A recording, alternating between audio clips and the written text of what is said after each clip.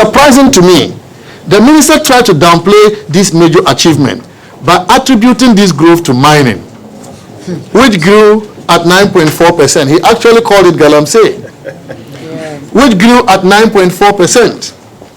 However, what he doesn't know is that the same data from which he took the growth of the mining sector points out that the construction subsector grew by 9.6%, more than the growth in mining.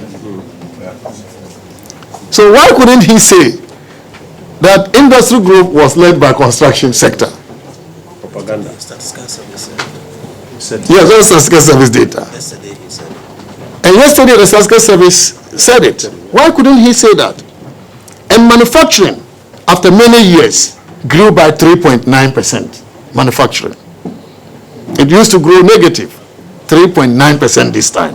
In the services sector, we saw a notable growth of 15.8% in information and communications, largely due to the digitalization agenda implemented by Dr. Mahmoud Bawumia.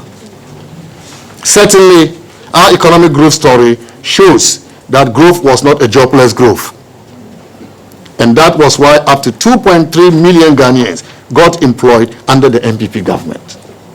Unfortunately for the NDC, their growth strategy produced lower growth throughout President Mohammed's first term as president, and in particular, producing 4% growth in 2015 and 3.4%, a paltry growth, 3.4% in 2016.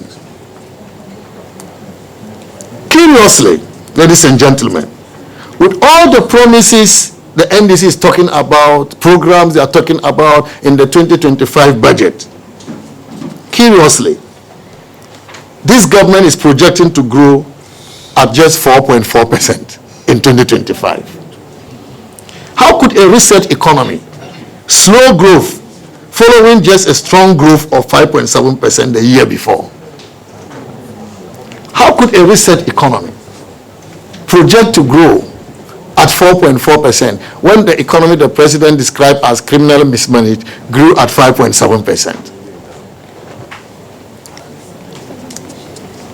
It must also be noted that despite the hype about the 24-hour economy, the initiative the NDC talks so much about, the initiative does not promise to deliver accelerated growth in the economy, because industry performance is not promising.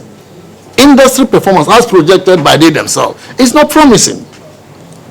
The budget estimates that projected growth rates for industry averages 5% between 2025 and 2027. Is in the budget. 5% that industry will grow between 2025 and 2027. And if the 24-hour economy is actually going to work, we expect growth from industry in particular to be higher than this. And so, if you compare this with the industry growth of 7.1% in 2024, then you wonder what will be the benefit of the 24-hour economy if industry does not reach the heights of the previous MPP government. We also know, and we have heard since the budget was presented, that there is no program in the budget on the 24-hour economy initiative. In fact, the minister himself said they will launch it soon. If it is not in the 2025 economic policy and budget statement, then it is not for 2025. It means no money is to be voted for it.